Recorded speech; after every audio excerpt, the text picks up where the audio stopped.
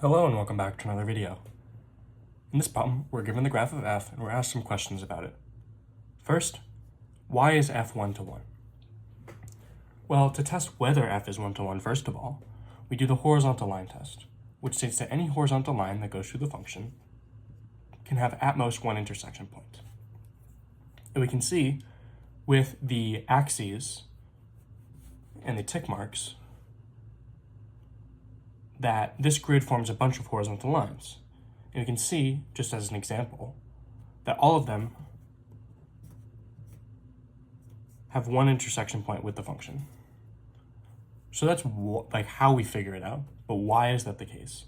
Because a one-to-one function means for every y value, there's only one x value. So if we have this y value and we go across, we're never going to find another x value that has the same y value on this function. That is what makes it one-to-one. B, what are the domain and range of the inverse of f? Well, the domain of f is the domain of the inverse of f is the range of f. So what is the range? Well, the y values that this function covers go from -1 up to 3. So that is the domain of the inverse. The range of the inverse is the domain of the function, which goes from -3 to 3. So you just have to flip them in the same way that you flip the variables to get your domain and range.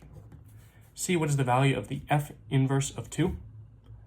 So this is the value of the inverse when x is equal to 2.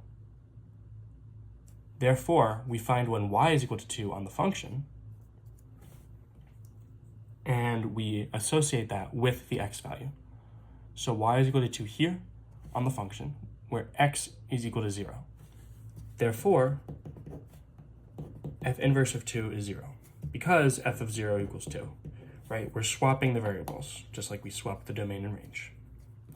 And D, estimate the value of the f inverse of 0. Again, f inverse of 0 equals something. That means that f of that something equals 0. Well, f is equal to 0 right here.